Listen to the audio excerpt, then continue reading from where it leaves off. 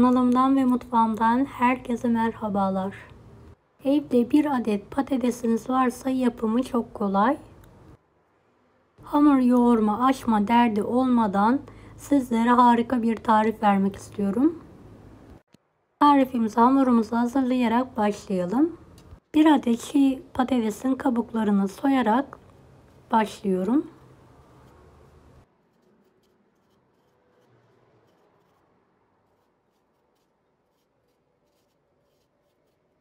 Evet, patatesim hazır. Yıkadım ve rendeliyorum.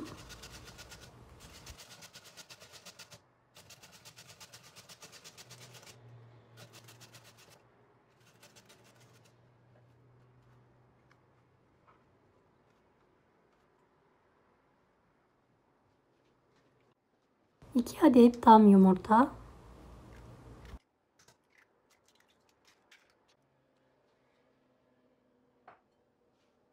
Toplamda 3 su bardağı su kullandım. Suyu azar azar ekleyelim.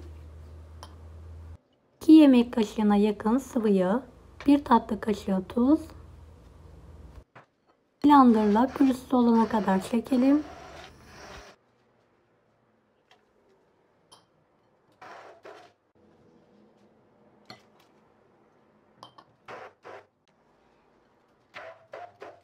İki su bardağı un,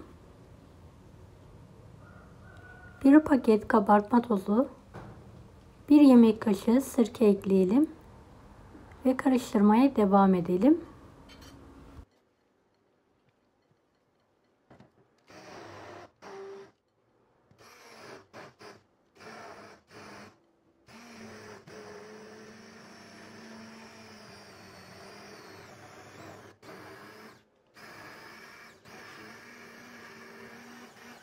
Hamurumuz hazır. Gördüğünüz gibi akışkan yumuşak bir hamur. İç harcımız için beyaz peynir ve kaşar peyniri kullandım. Hepsini rendeleyelim.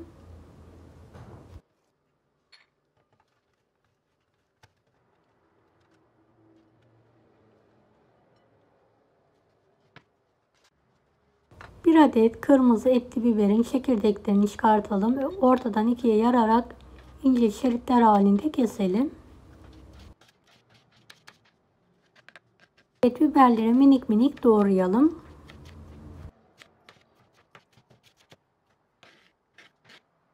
...8-9 adet yeşil biberin saplarını kestikten sonra 4'e kesiyorum.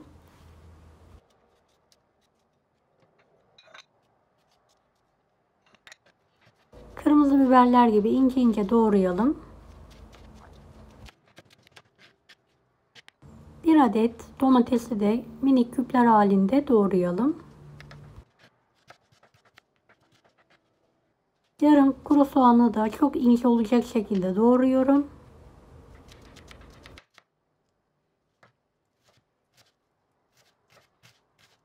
Beni hangi ülkeden veya şehirden izliyorsunuz merak ediyorum. Yoruma bildirirseniz sevinirim. 2 adet sosis kullandım. Ortadan ikiye yararak ince şeritler halinde kesiyorum.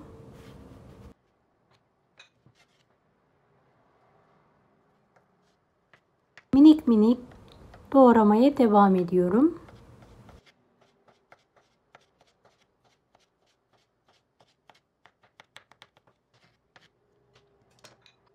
Evet, doğradığımız malzemeleri peynirlerin üzerine alalım.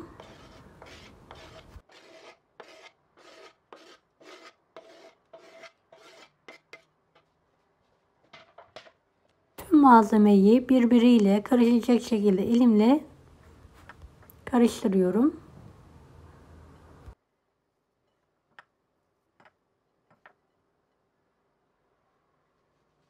İç harcımız hazır. Tavamızı çok az bir yağ ile yağlayalım. Hamurdan 1,5 kepçe olacak şekilde tavaya dökerek yayalım.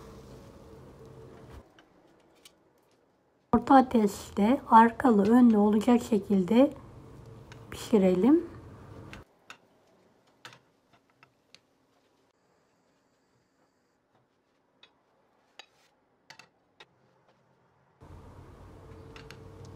Evet, hamurumuz bitene kadar Aynı şekilde dökerek pişirmeye devam edelim. Küçük bir tavayı yağlayalım. 2 tane tam yufkayı videodaki gibi döşeyelim ve bir tanesini de bölerek kenarlara alalım. Bolca iç harcı koyalım.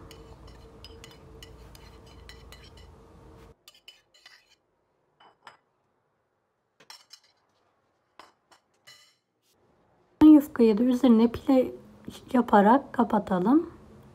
Ve kenarlardan sarkan hamurları ortada birleştirelim.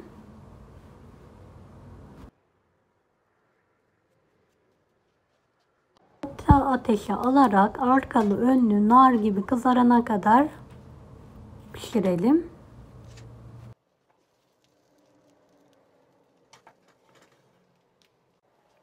Evet, tabak yardımıyla ters çeviriyorum.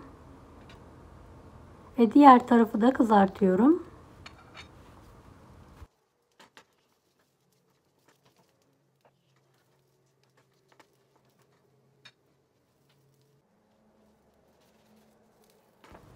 Evet, servis tabağına alarak tekrardan ters çeviriyorum.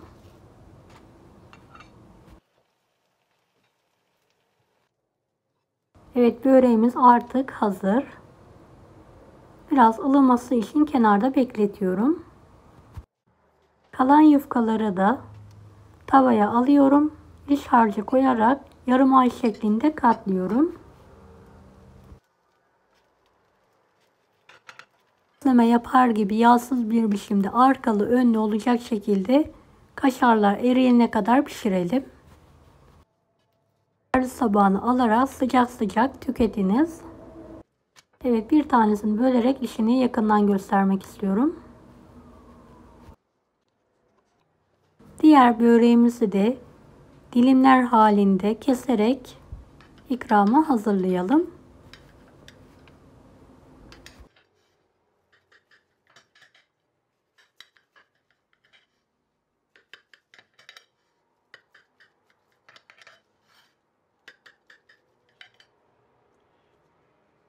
O kadar lezzetli oldu ki sanki su böreği tadında, yumuşacık, bol malzemeli. İster kahvaltı isterseniz ikindi çaylarına hemen hazırlayabilirsiniz. Deneyecek olanlara şimdiden kolaylıklar dilerim. Kanalıma ücretsiz abone olmayı unutmayın. Allah'a emanet olun. Hoşça kalın. Daha farklı tarifler için bunları da izlemeyi unutmayınız. Kolay gelsin herkese.